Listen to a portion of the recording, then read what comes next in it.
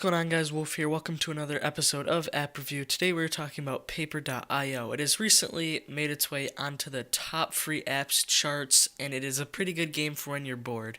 If you haven't heard of it, it is a remake of the popular SPLIX.io game on the computer. The goal is to capture as much space as possible using your moving square to paint the land. This video I'll talk about the game's features as well as pros and cons. Let's get started. So this is pretty much the screen you start out with. You have the title up there, your coins amount in the top left corner. You could use coins to buy avatars, or they're pretty much skins for your character.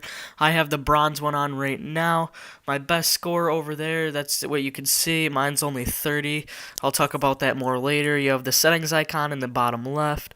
You have your play button dead center, and you could change your name by clicking on the name right there on the right. Top right is to go premium without any ads, but that's pretty stupid. I'll talk about that later.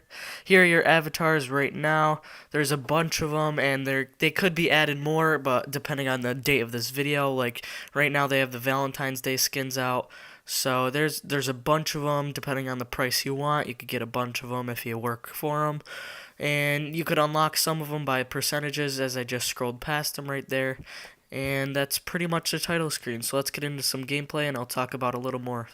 So to start off, this game is offline, which means you're not facing any actual people, which shows it because there isn't any lag. If it was online, you'd see a lot of lag, like Agario or the snake game, I can't remember it, whatever it is. Yeah, so it's offline, you could tell, and you're facing bots, and the bots are really deceptive at times, but they're really stupid at times, as you could see there.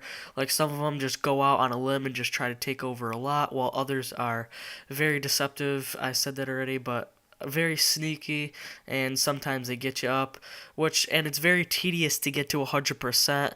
And that's why I haven't gotten to 100% yet, because it takes like a half an hour, and you just have to be really tedious and really careful about it, because some bots are really, really good. So you have to kind of try to play. You have to try to have a strategy to have 100%.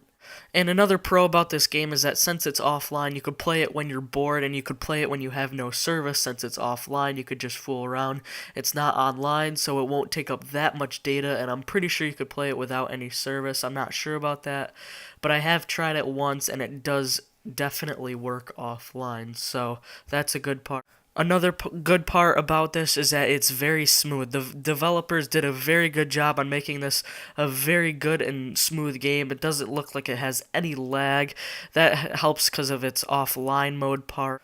Now let's talk about the cons. The first con I have is the ads. The ads are everywhere, so if you don't get a good start in this game, which I'll talk about in a minute, if you don't get a good start and you die right off the bat, there'll be an ad right after you die, and then you go off and you die again, and then there's going to be another ad, and there's pretty much ads after every time you die, and they get really annoying once you keep playing the game, and you really can't avoid them without paying at least $3, as you saw at the beginning of the video. It's very, very annoying, and it's not a good part of this game.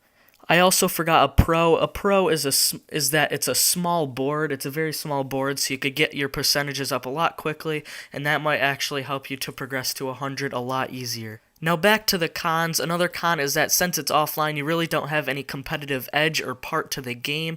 It's really difficult to be any competitiveness since it's an offline game. You're not facing any like actual people, so it's kind of just like if you're bored, like I said, which means it doesn't really compare to Agario or Slither.io, since those two games are online. Slither actually has an online and offline mode, which is pretty cool, but yeah, this is just offline, as you could tell, so there's an ad right there. It's kind of annoying. So yeah, guys, that's pretty much all I have to say about the game. The developers are doing a very good job to keep it updated. It's definitely having a lot of updates over the course it's been on the top charts. So yeah, guys, that's pretty much been the app review. If you have any questions or concerns, leave them in the comments below. I'll be sure to answer them. And yeah, stay tuned for the next app review, guys. I'll see you guys in the next one.